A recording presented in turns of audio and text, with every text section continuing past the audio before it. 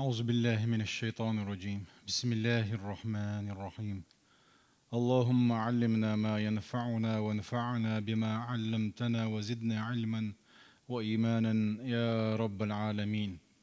رب اشرح لي صدري ويسر لي أمري واحلل عقدة من لساني يفقه قولي وبعد.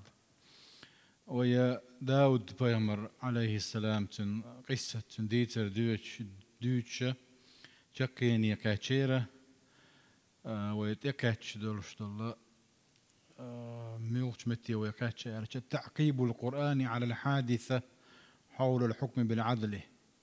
داود بيمرزين يرشل قال قرآنه تحقع إلدلش دولهما خدرتيه.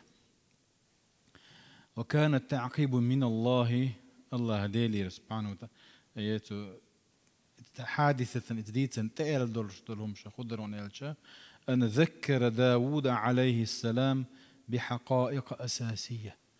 داود بيمرنا سمويتر دقد أيتر كورت بول بلخش حقيقة هي هو بلخش بون يلشا دروس مستفادة من الحادثة وين سو ديترخة دردقي ديتر دات ودوج تقاي منا تبي إن ورشين تعطيه لابل كيرت لابل تبي إن ورشين يني ولا شو كلا تيجر دروش وروكش بيت حاجة تربوي يو علمنا تحقق على كيدوية. ذكره الله بأنه جعله خليفة في الأرض.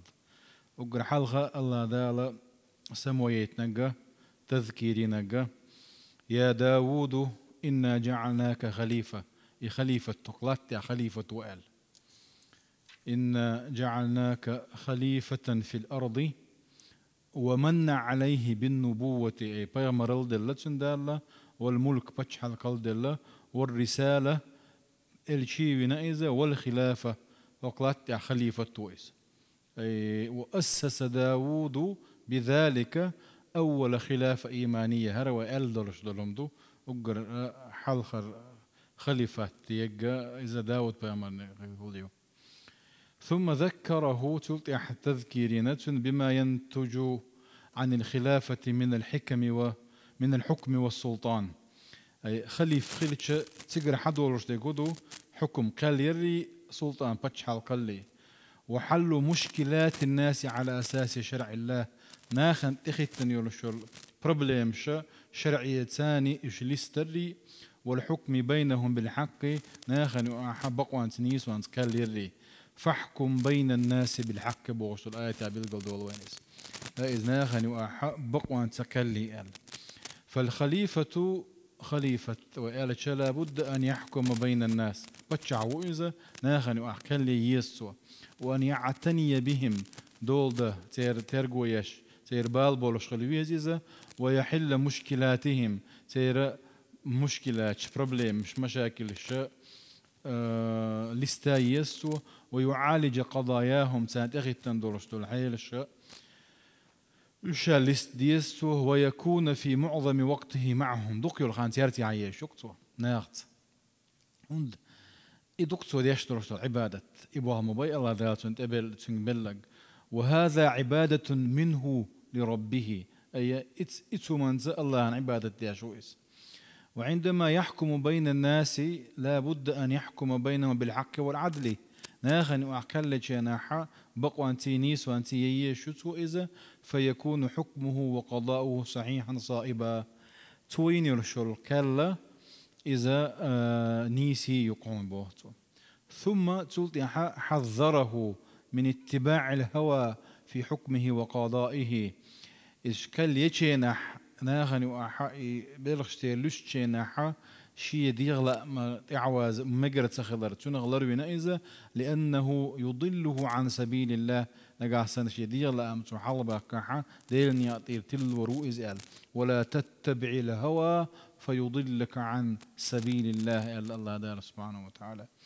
هوا ديغلا أمبو ستريس توزن ويرش تنتع موازة فيضلك إعواز روح وتلوي روعنا ديل يطير عن سبيل الله وأخبره بعاقبة متبع الهوى الضالين عن سبيل الله سولت يعني نجح سنة إديلني عاد بتنشي ديغلا أمان تعبلش خذ دقديتنا دالله إن الذين يضلون عن سبيل الله ديلني تلبلش أي لهم عذاب شديد بما نسوا يوم الحساب قيمة دينا حاج أخر درس العازب خير ثانية يسب بما نسوا بما تركوا من أمر الله.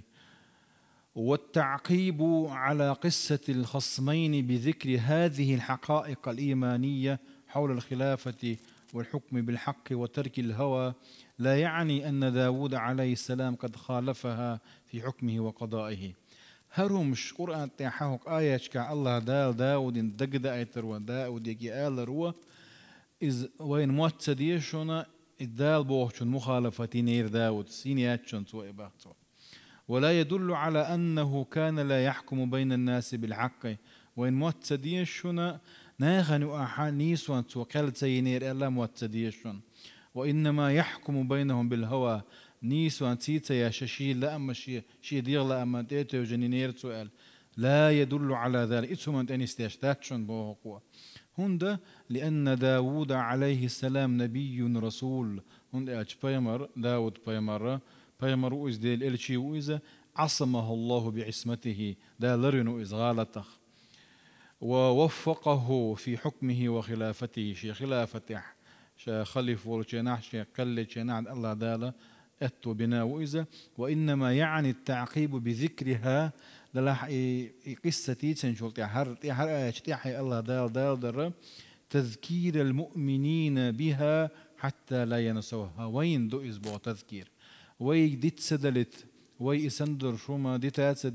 سديتتا وي مخالفة سيتا وين سمو يؤذي باخ فهي مرتبطة مع السياق متفقة مع قصة الخصمين سياق ثاني دوغ شو إذا خصمين شيء دوضح شو أنا ورشول داود بيمرته سير ثاني دوغ شو إذا فكان إنهاء عرض القصة مناسبة لتذكير بهذه الحقائق هروي حتى يرشول هر حقائق شربوا ونشا إيش شيمت حيغ نقوق عبوت ساتوستوتش.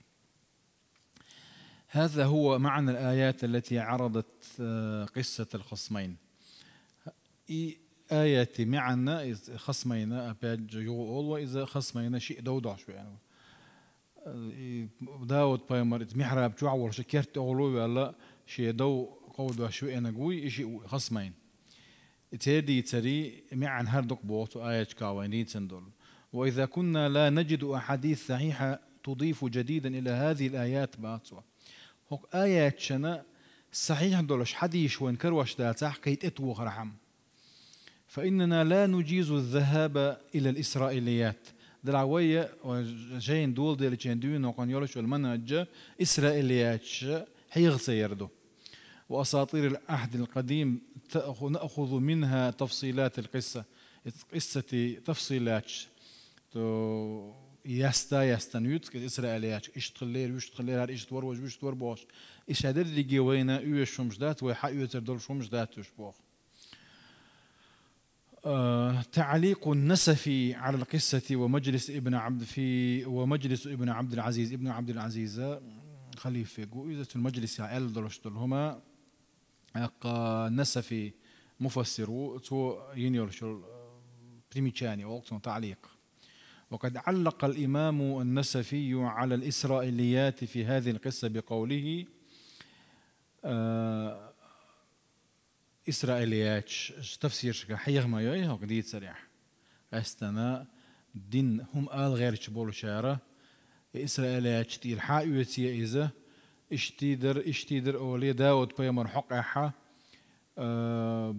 بيغمر تاني دوغش درهم شدوت سار داك تبول المفسر ونش حايوتي وش حيغ دو شي جينش كح بعض أولي تعيغ دو سار شيء أساسنا تاني حايغ دو سارش نسف أسبوع. وما يحكى من أن داود بعث مرة بعد مرة أوري إلى غزوة البلقاء وأحب أن يقتل ليتزوج امرأته إسرائيلياش كعدوش تهر والعياذ بالله بيمر زدوغ شو ما دات سار داود بيمر شي استكر يورتع تمية وغيتر تجع فيت نيت دولشة تن خصمنا شين يالي رحم يال والعياذ بالله بايمرز دوشم ذات إزدلاح إسرائيليات كحية وشم شدوش جكتش تائسن بولشار.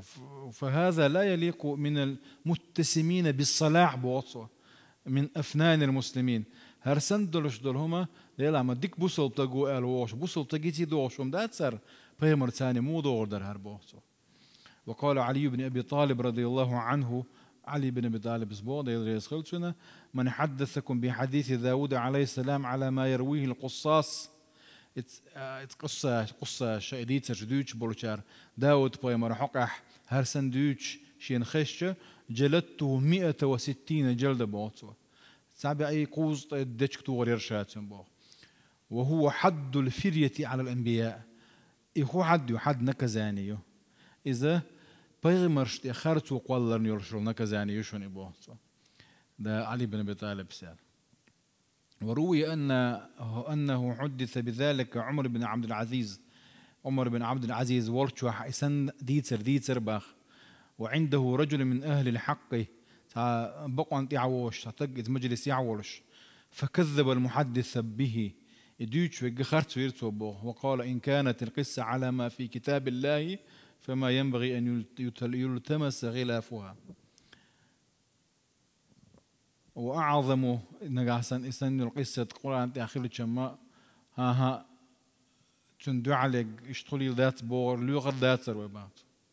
وأعظم بأن يقال غير ذلك وإن كانت على ما ذكرت وكف الله عنها سترا على نبيه فما ينبغي إظهاره عليه. وأعظم بأن يقال غير ذلك قرأ يلا حاري إزدوج كنك لما دوكم دربوا وإن كانت على ما ذكرت أعمى بوخلشة وكف الله عنها سترا على نبيه دال بيغمر ستر خلش حلم خلشة فما ينبغي إظهاره عليه تاك ويقوش وقامة يزري إزبات إذا بعد التبات وإذا تانا كيبر عبوغ نيز ذات الله إز ديوتر نخل رد يشبوه نتوئل. فقال عمر بن عبد العزيز إيه تؤل جنة يخزشوا يعبوت هذا الكلام هر قميل هقت جودين درشتون هر قميل أحب إلي مما طلعت عليه الشمس ما تعجب برشتون أي دنيا يلا غول دوشين زياد. أما توجيه قصة الخصمين بما يتفق مع النبوة ومنزلة داود عليه السلام فأحسن ما قرأت فيه. أما قصة موه كيت ويزوي ألش بيغمر تاني يوش كيبر وموه كيت ديز ألش شا أجر خزد يشا جهين سوق عالم تجي قميل ده قدوش لك الشيء جر قميل ده سوق قدوش تجينسا صان عالم تجي قميل هذا ده. قال أي هذا العالم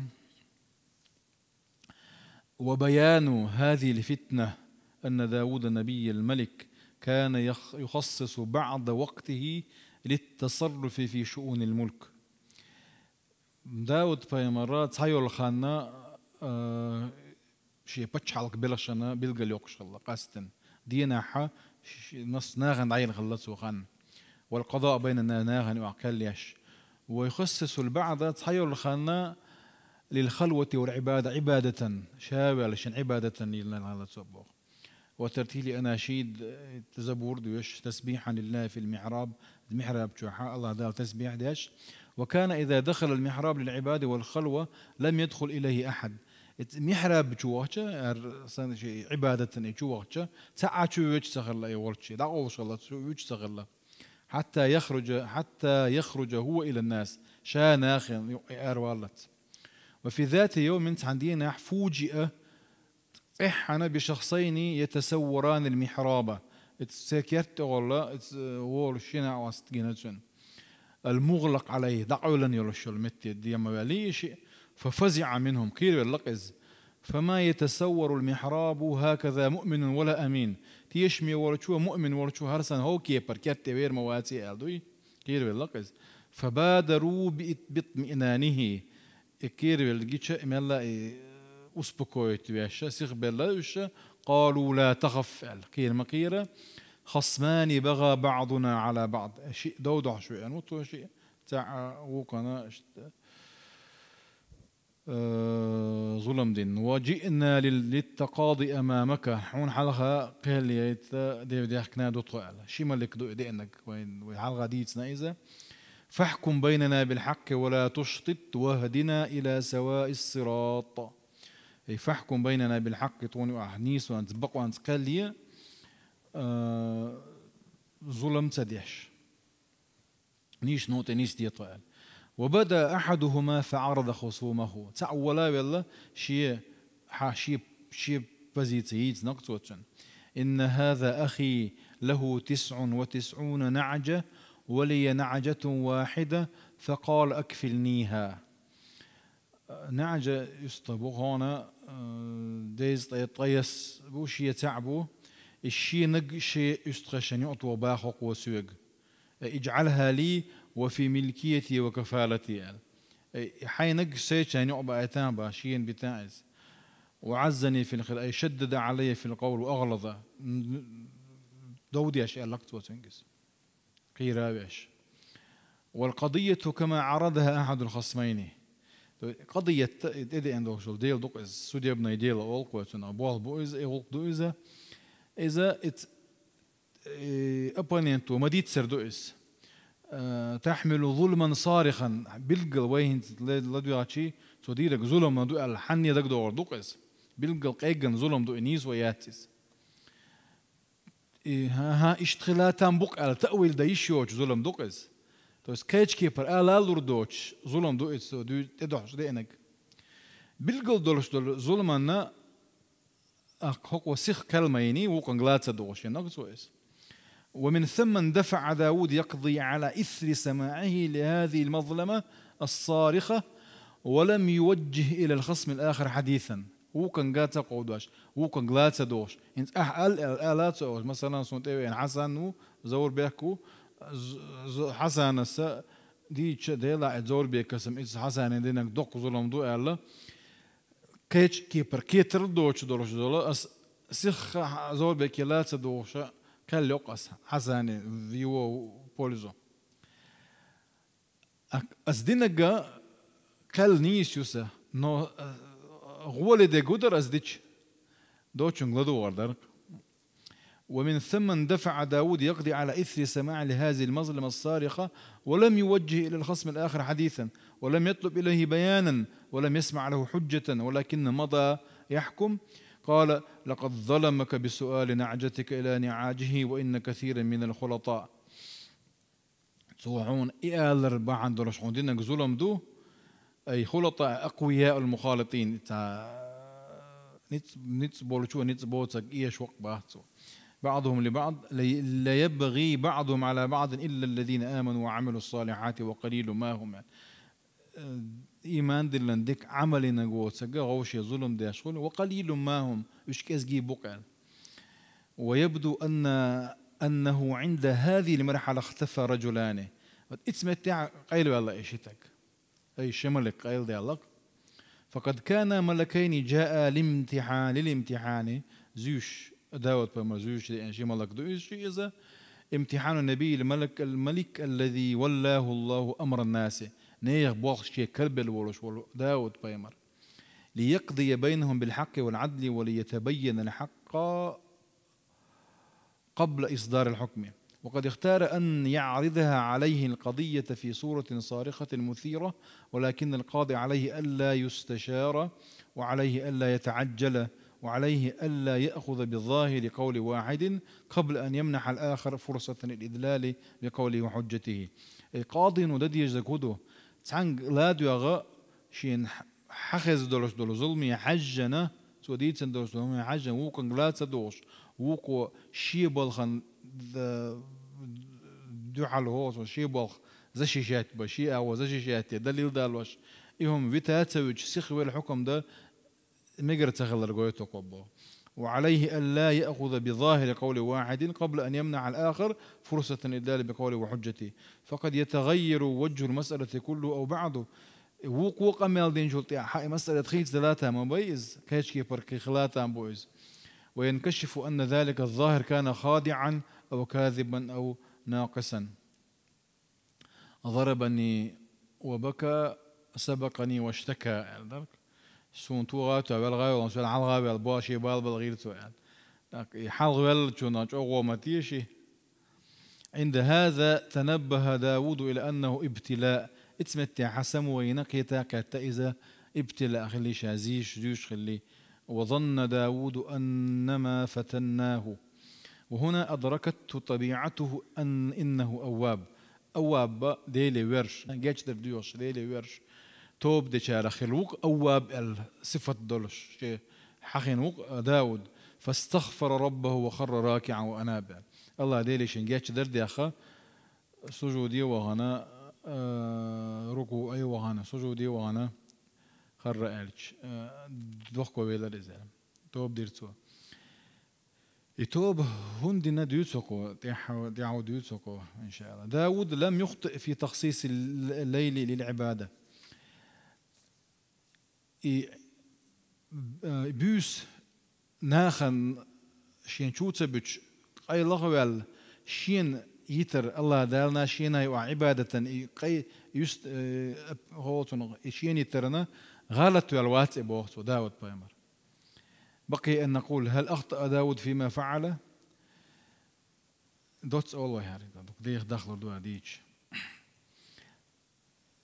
داود بايمر خليفته قاضي وملكه ناغن وعكال ليش ونيخ حشت ليش ديش وي إيش دولش ولا تجي تدحش دولش دول غلقة بيوس ناخل يشيلوش دو دي ناخل متشغني يشغل يشيلوش دو تعبير قطع سخ ليش ديش وما خيل ترلا تندير غول درجة شين عبادة نشين باللاحة دعت سقول ولا غول درباخكو.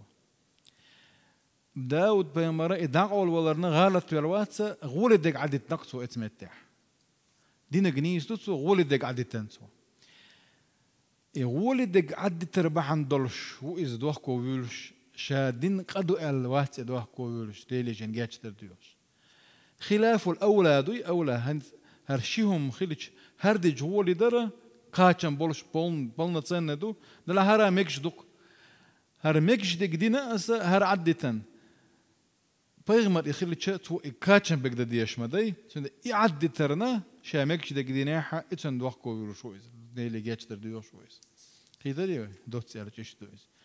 ولم يخطئ في خوفه من الرجلين المتخاصمين. بيغمر وإذا تطيح عن كرت أول شو ولا شيء كير ولا رنا بيحكي واتس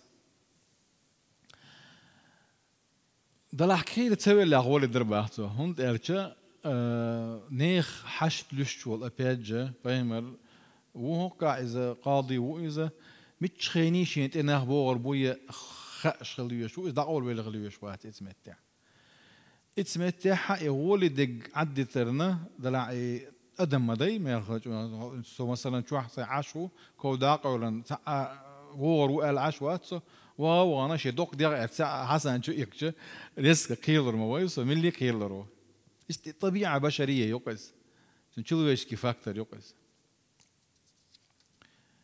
ولم يخطئ في الحين قبل سماع حجة الخصم وما قال وكان غلط صدوق شيء قال يرنا غلط سوي الله إز لا غولي دق وكان غلط ودي يزرته هند إرش حال دولش دول هما كيش كي برخلي شوش دول ظلم دول دير كيش كي برخلي شوش ها إيش تمغلي لا تأويل ده يشوش شوم دوسن حال لك سندير تو حال رتر قلينا أما غولي دق وكان غلط يخ ريزولتات إزخير يولشر ريزولتات سير نو إزخير يولشر نو إلاد يخ ريزولتات تاني عاري غولي در غولي دق عدي تربع عن دولش خر راكعا وأنابه الله تعالى سبحانه وتعالى.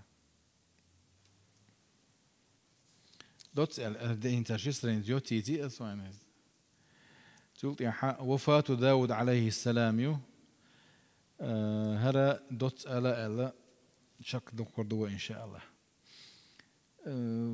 القرآن تيحاء والله حق حماد إن هذا العبارة من حديث عدينا وإن صلى الله عليه وسلم.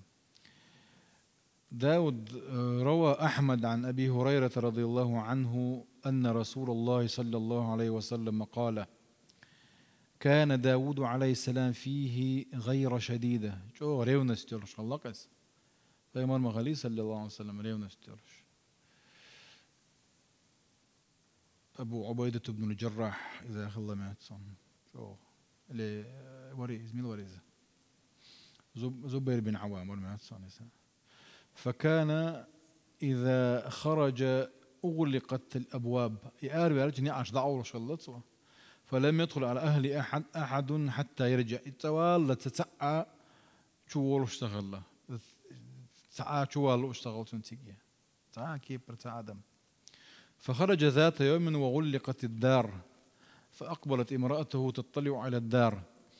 عندنا آر ولا نعذاق ولا كيرت داق ولا آر ولا شة اتكيرت حيش زوجنا اللي كيرت علاج ستجنك.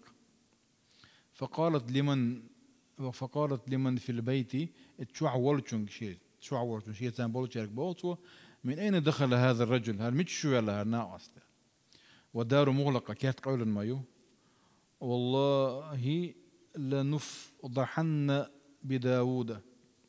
فجاء داود فإذا الرجل قائم في وسط الدار يشتحوا لعبه داود تسوي أنا إن عليت شوالش. فقال له داود من أنت عملوا أرغيت نقص. قال أنا الذي لا أهاب الملوك شا بتشع شا تقوير شويقوق ولا أمنع من الحجاب تعموا شتى وقت شين دحلوا يلو شيو تقوق شاء. فقال أنت والله إذا ملك الموت تقب سيوز ملك تقب قال مرحبا بأمر الله الذي أمرنا. وكده قصة ياحا بيامر عليه الصلاة والسلام مصو بيامرشن خرجم لما قالي اشتي خرجم بلر دنيا نعويسة ولا الله سو مصو بيامرش خورش سنة دي دالدو على الوغراء خير جرئ دوي اشت قصة شقيول داود بيامر قصة شقيول وقع سلطي أحسن كنت قصة هوق جيني تاح إذا ملوه سليمان عليه السلام دلع إذا إن شاء الله وين قاعد يغوش قيتا يغيو شريوي. الحمد لله رب العالمين.